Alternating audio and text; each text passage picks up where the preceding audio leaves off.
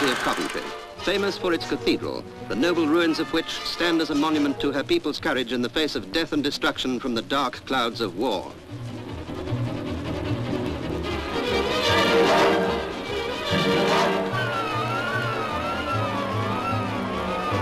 Coventry, beautiful and ancient, but a city with a modern heart. For out of the ashes and devastation of its wartime ruins now rises a modern and attractive centre of which we're justly proud, and which reflects the skill and determination of all her people. This is the new Coventry.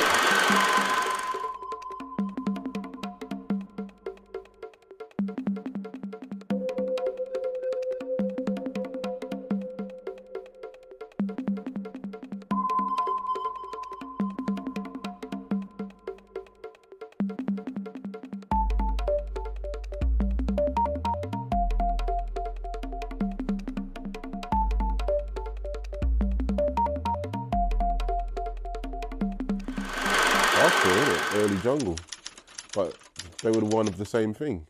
The epitome of youth culture in this country. It was a very unique, defining moment, I think, for that music, not only culturally, musically and racially, but globally. We're going to be special and different. Potentially have everyone in the crowd, you know, wearing the flyer. They were getting to learn to work with each other. Edgy, sort of really messed up.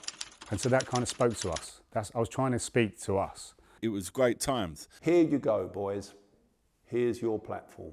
Jungle was the banner, and all of these things come out of that. The anticipation turned into like almost like sort of like ego-driven sort of, I can't wait to get there because I'm going to smash this place to pieces. Lots of entertainment. Hard entertainment all the time, visual. The production levels were off the scale. Just talent all the time. The ideas for the flyers would always come with whatever theme we were using from the BBC props. Some mad scheme. Greek. Some mad scheme around the corner. Roman. Change everything. Jungle. Be a success. Horror. DJ's the main attraction, obviously. Anticipation, even trepidation about before we're about to go on. It was just it was a full-on jungle fest. I hope I'm gonna do all right, you know, I hope they're gonna like me, you know, and then you get on and what you've practiced in your bedroom is working. All the bad boys were out. Almost like, got away with that. And it was an iconic night. And that's when Fever, like, you know, we upped it. At that point, there was anything like that going on in the world. The Americans have got hip-hop. Graffiti was very much the hip-hop culture, but we were at the very beginning. It was new. It's like, what are we about? You know, and that's what we were about. We've got jungle. The first black urban street culture in this country ever that came beyond sound system culture. So, you know, that is a big deal.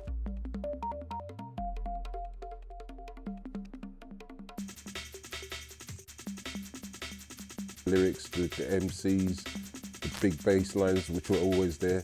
But it was just evolving to something else, which became the jungle sound. I can't remember, was it end of 93? We ended up at the Edge in Coventry. End of 93 or 94, wasn't it? Two brilliant parties just before the Christmas 93. This isn't a DJ going up to the motorway to rave or to play. This is an event taking the whole infrastructure and placing it in a club. We made them take all of their sound system out that they had in the Edge and put it in their second room. How big's the Edge? It's about 2,000 capacity. And we brought in our own CAV sound system for the main thing. What we spent at and what we earned, it was like madness. I actually had an exhibition at that event. On the day, we went round to a local park or something or other, and we stripped a load of trees of all their branches and whatever. It's all on different levels there, right? So you go, oh, we've got this room for your Pez, like it's perfect. You can have an exhibition in there. And then we turned the whole of the Edge into a jungle. I didn't know what to expect. I was looking at it, I'm going to play at a jungle rave. It was like the Edge was back to the old Edge again. This was in a time when you went into the party to get in, you had your mobile phone taken off you, if you had one. You had thousands inside, thousands of people outside that couldn't get in. We also understood who it appealed to. People from the Midlands, people from Manchester, people from London travelled down. It attracted more black people because of the culture of the music. And it appealed to your ravers, your normal people, and whatever you want to call them, your workers, your bad people. You couldn't have had that event in America. You couldn't have had it in Europe. And we also securitised our events using the proper faces on the streets. Where else are you going to get that mishmash and that music mishmash apart from UK? And it meant that the people who came to the events recognised the people on the door and knew that they couldn't do anything untoward inside the event because they would be disrespecting those people on the door, and that just had never run.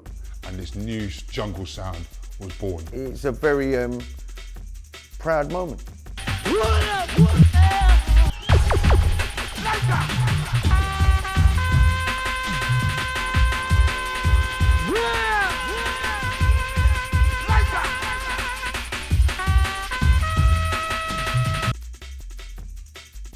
The parties went off. You know, everyone, you know, jumping up and down and this, that and the other. More urban people being attracted to dance music the way it was at that time. You'd have people in your yellow jackets, your workman's jackets and your white gloves. The local crews and everybody's in there and everybody knows they've got to behave in there, and it just worked. As the evening went on, it became quite apparent that more and more people weren't coming into the room to look at the pictures as they were at the beginning of the night, because the party was in full flow. We were up looking down at the crowd in a DJ booth. Thousands of people in there. I remember just being called out at one point to get an artist in and being stuck outside my own party for about 10 minutes and whatever before we were able to get back in. And so now I'm besieged by people. And I had a dub that I'd cut at Music House called Agony, and it starts off with a sample about Pussy Clark's Ragga Twins. So more importantly, the people trying to get in knew that they weren't going to kick off. I'm starting to worry because I've got a few £1,000s worth of my artwork up on the wall, and we're in Coventry and I don't know any of these people, and I can't just go to the doorman that I know and go, hey, look. Right, but we had security who knew how to handle it. And because I was up on the tower and it was metal dub plates then, people started banging the wall. So we're trying to carry the artwork out above our heads and run the gauntlet and try and let the security let us out because it was all kicking off outside. It was called licking wood, innit? Everyone used to bang the walls and everything, and whatever they could bang, like when they wanted a rewind or the tune was good. So the needles jumped and I rewound it and I was all excited. So I put I don't know how many times I rewound it, but I remember looking over going, I can't play it. You lot won't let me, because they kept hitting the walls in excitement. A, it was really sweaty in there, so everything was getting wet. And B, I was just worried that if it all did really kick off, it was all just going to go missing. And that would just happen over and over and over again. And because that would happen over and over again, I get booked over and over again. There was no real trouble. It just felt very edgy at the time, funnily enough. It was just a great night. It was an interesting evening, to say the least. Yeah.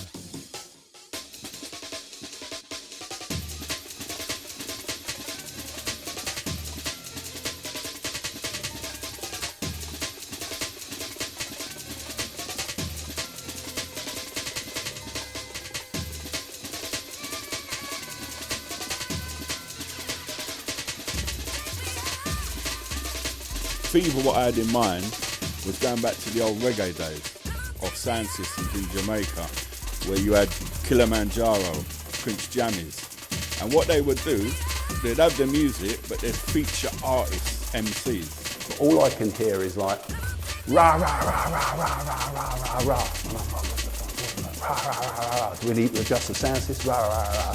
Sound systems were building their dubs against each other to promote themselves and the artists. Jungle in itself, it was more MC led. I've gone up to the balcony, I've gone to where we round the back, where you do the sound and whatever.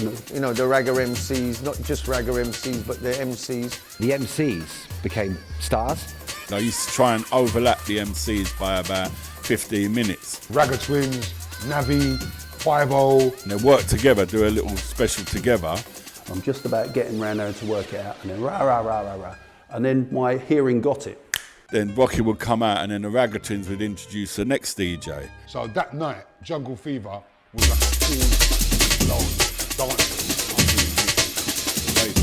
Jungle sound covers a wide spectrum in my eyes. There's like proper Hackney Road band that I know from the manor, with like white glove ravers, you know, guys with turbans, you know, like every race, colour, nationality, all under one roof. And I understood what it was, and it was actually the Ragga Twins singing Merry Christmas. To actually say jungle, you know, and all the connotations and the music genre and that this is what we were selling, it was pretty brave to like Jungle Fever. So we're doing it. So to hell with it. Let's go with it. And that venue was perfect for it, because you had the 2 balconies, yeah? You had the floor downstairs. We'd have 8, 10 MCs, and like at the end of the night, all them MCs were on together. So to come down to Coventry with it, it was just like crazy. A DJ would come, hour and a half before, maybe 2 hours before his set, have a rave, have a party. You'd play and you'd stay. I'm not going to other booking, I'm staying here, man. All your pals are there. Because they was enjoying themselves so much. And you're there having a good little laugh with each other. They'd all go up there and they'd be partying, and that vibes would go straight through the crowd. Everyone loved it. And we only ever get that now when we play at festivals. And it was always like, when they come Fever, they played their heart out.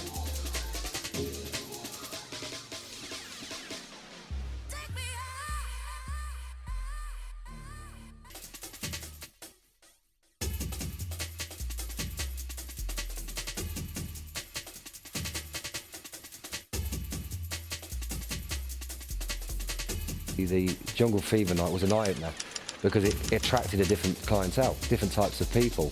Them dancers at the edge were unbelievable. You know, that were into that particular sound. There weren't really no going off at it. It was just excitement of trying to get in. It weren't no real badness. Our security were there and everything, so it was, again, it was the safest place in town to be there. And as you know, the edge, the dance floor used to bounce, so you'd be underneath and you could see the roof moving. The sounds, the bass, you know, just shook the building. And we saw a crack just literally appear in the plasterboard in the room that we were sitting in. Like we're going, yeah, okay, yeah, I think we've got the sound right here, yeah. That was their sound, and it was unique. That second event was just completely crazy, you know, like, because by then the whole jungle feeling exploded. For me, it was really good because it was another genre of music. It was another style of life. Yeah, make it stay so bad, boy. Someone was a ragamuffin. I had stuff that was sitting on for a year, so for me, I was really looking forward to playing it at this event. There's like maybe 9 or 10 DJs that are the upper echelon. Listen, I didn't need to worry about if Frost is going to mess up, or Ryder, or Rocky, or Ron, whoever it was, Hype, or, you know, all these guys, they're faultless. Like literally being up there on stage, watching him work those decks is something to see and hear, because it's art. Phil was doing Cool, and that was being recorded by people all over the country, and they were trading tapes. The response from the crowd, as an artist, to see that connection, it's just to witness the two things going on. You know particular rappers have got in your box that you can't wait to play, and to see the response. Look what I'm doing, listen to what I'm doing. You know, very, very special. And they used to come, they used to have to represent, because they said, well, you know what, I can't flop here. We're playing at Fever, and I'm on after Frost, and I know what Frost has got. These acetates that we got cut, yeah? We played dub plates, like my whole set was full of dub plates. The top music from the top producers, you're able to cut them, you're able to play them, you play, and that cycle goes round and around. And we knew what we were doing.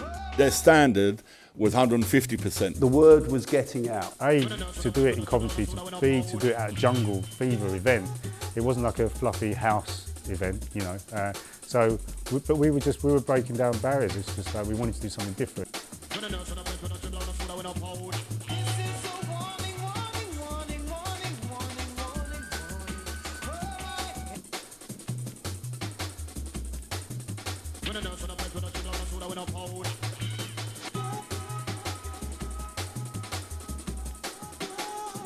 The funny thing at Coventry, another little circle, I'll never forget, we had the shop opposite used to do the tickets. I think we used to sell the advance tickets there. I don't think you could sell them on the door. You had to do it in the shop opposite or something. Some little scam to get you through, all legal. Everywhere you went around, it's being promoted, we're going up the motorway. So that energy, it forms and it builds. And there was like me, Ron, Daddy Earl, I think DJ Trace, my friend Terry. And I remember being in there and this little guy coming up and goes, I'm on the list. I said, what's your name? He goes, Ronnie. I looked like, I said, you're not on the list, mate. But my friend Terry was looking at me like all weird, and I'm thinking, what? And it was a fantastic event. You know, like the excitement carried all the way through to people not being able to get in, the arguments on the door. It wasn't oversold, it was just attracted more people who thought they might be able to pay on the door. He looked at me and he said, look at the crowd. And I said, what do you mean? And he goes, listen to the music. He goes, I'm on there, Ronnie Sires. I said, you're not on the list. And he goes, he's waited all his life for something like this to happen. And the momentum of that, it carries everybody, and it carries everybody into that club on the night. I said, who's Ronnie? What do you mean Ronnie Tyers? Who are you? And when he said that, it hit me straight away, and I felt special for it, as being part of it, and I still do. We've come a long, long way. For me, that was like the thing that really drove me. It's pulled in different classes over the years, gender or whatever, and like races. You know, like every race, colour, nationality, all under one roof. To me, it's a very positive thing. Music is always positive. It was the camaraderie of like all of my peers being in the same place at the same time. And that to this day is the best thing for me, is the most exciting thing for me.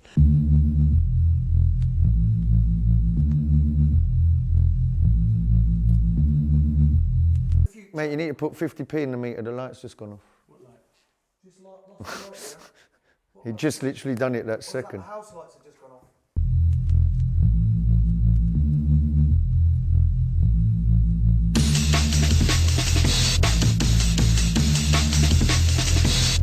We played dub plates, like my whole set was full of dub plates. Do you know what I mean? There were no CDs, there were no CDJs, there were no memory sticks, it was dub plate culture.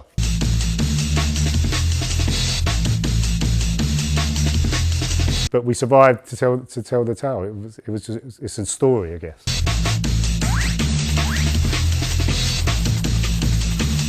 It was impossible for you to know they were villains in the rave, because they were the most gentle people.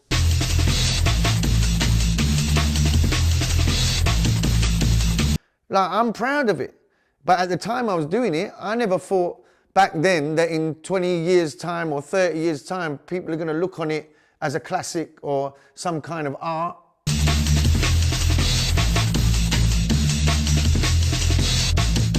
Up north, like Wolverhampton, like in, what was it, Amazon and all them places, like mad places. You know what I mean? Mad, Cowboy City, yeah?